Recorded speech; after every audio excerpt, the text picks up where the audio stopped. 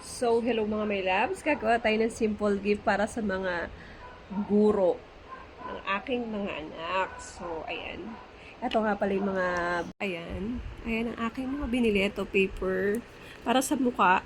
Alam mo naman, laging pawisan ng mga teacher, mainit, oily na. Then, ito, bumili ako dito. Candle. Napakabango. Super bango. Ayan. So cute, diba? Then, ito, customized na pinaglalagyan ng ball pen. So, ito. Kasi, babaeng teacher. So, ito, nag-buy din ako ng mga lotion. Siyempre, lagi silang humahawak ng chalk. Kailangan malambot ang kanilang mga kamay. Dami na nga trabaho sa bahay. May trabaho pa sa loob ng classroom. So, ayan. Ito yung pambalot natin dito. Then, ito yung, siyempre, kailangan nila to. Pag masakit ang ulo nila, pwede nilang inhale. Yan. Tapos, ito, pang di-design natin dito sa atin. Basket. To. Lalagay din natin to para mas maganda. So, let's go. Simulan na natin. So, maglalagay nga muna pala tayo dito ng pan-design natin dito. So, nahanap ko yung glue gun ko. Hindi ko mahanap. So, DIY na lang natin. So, buti na lang meron ako dito ng scented candle na mamahalin. Hindi ko naman ginagamit. So, let's go. Hindi ko kasi mahanap. Kung kailan na gagamitin, dun siya ayaw niya magpahanap. So, didikit lang natin yan dito. Yan, para cute. O, diba? Ang cute nga, no? So, let's go. Lahat natin dikitan. Para maganda. So, kailangan natin bilisan. Kasi may bata dito nakikialam din. Super kulit. Kailangan natin dikitan para hindi naman plain. Diba? Plain yung ating lalagyan. So, diba? Ang cute nyo. Oh. Ito lang naman eh. So, madali lang. Kailangan lang natin tapusin ko. So, ayan. Ganyan lang kasimple dahil wala tayong glue gun. Lagi na lang tuwing may gagamitin ako. Kung sila nagtatago. So, tapusin muna natin pala to. Wait lang. So, ayan, natapos na natin. So, ito siya. 1, 2, 3, 4, 5, 6, 7. So, let's go. Proceed na tayo sa next step na. Saan? So, ayan. Maglalagay na tayo ng ganito. Kaunti. Sa pinaka plastic. Para may palamuti lang tayo. May itatapon lang na kalat. Cheers lang. Para naman maganda, di ba? Hindi yung siya plain. Ilalagay lang tayo ng kaunti. Ayan. Cut na nga natin. Nahirapan ako i-cut. So, ayan. Ganito lang siya kadami. So, ayan. Ganito lang. So, maglalagay tayo dito sa loob. Para meron namang aesthetic, di ba? Ganyan lang siya. Then, o, diba? Mas bongga, diba, pag may ganito. So, maglalagay na tayo ng isang ganito. Siyempre. Candle, scented candle. So, dapat nakaganon siya, diba? Dapat nakaayos. Buhaghag. Para maganda naman. Nakabuhaghag. So, wait nga lang. So, ayan na.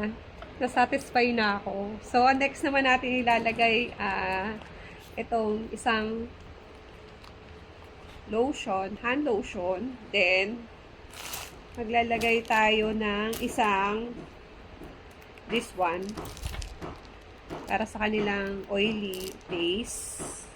So, dito na lang natin siguro ilagay sa gilid or dito. What did you think?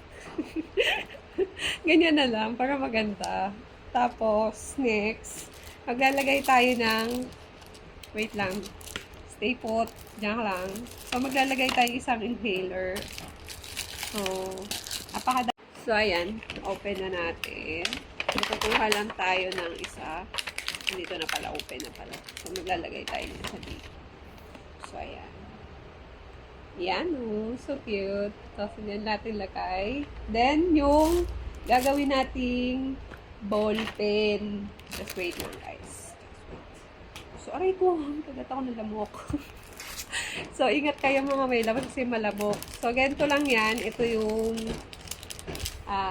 DIY print na printable na lagay ng pen. Paano nga ba to? Ganito ba yun? I think this.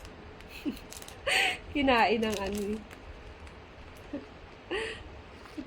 kinain ng kamote.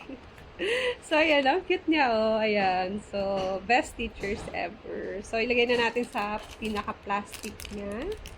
Ayan. Kita nyo ba? So, ayan. So, tatanggalin natin yung pinaka-tape niya dito para dumikit. So, ayan. Nakita nyo? So, ayan. Yan. So, didikit na natin yan para, yan. So, good. So, let's go. Kita mo ba ako? Wala ako salamin eh. So, dito na lang natin siya lagay sa gilid. I think dito na lang siya sa gilid para makita na yung game niya. Yung best teachers ever. So, ganyan na siya. Ayan yung pinaka-outcome niya. Pagtapos. So, ito na lang natin lagay. So, ang cute, diba? So, natapos na tayo sa isa. So, gagawa pa tayo ng madami. Wait lang. So, gagawa naman tayo ng pambabae. So, gugupit to. Kuha ulit tayo nitong pang Kemerlut na pang-design lang. Natira pa to nung, last year. Ginamit ko rin to nung Teacher's Day.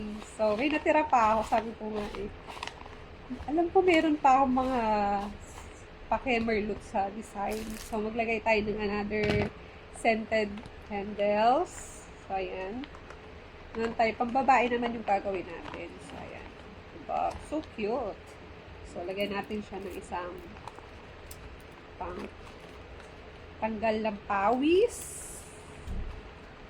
Then, gagawa din tayo kukuha tayo ng ito. Over sa pink. Ang swerte naman makatanggap nito, pink. Pink lahat. So, lagay tayo ng inhaler again. Then, gagawa tayo ng kanyang ball pen. So, ang nakalagay dito ay Happy Teacher's Day. So, ayan.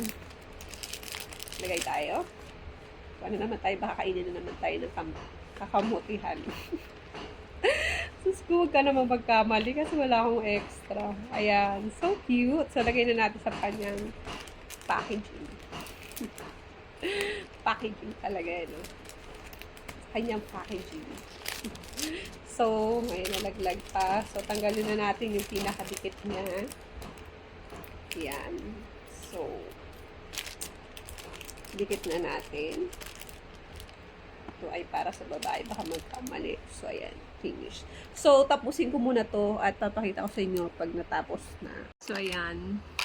Ayan yung panlalaki. Ito yung pang babae. Ayan. Natapos na tayo, papakita ko sa inyo lahat ng aking mga nagawa. So, ayan. Ayan na siya. Basta meron pang sobra. Ayan. Anong masasabi nyo mga may loves?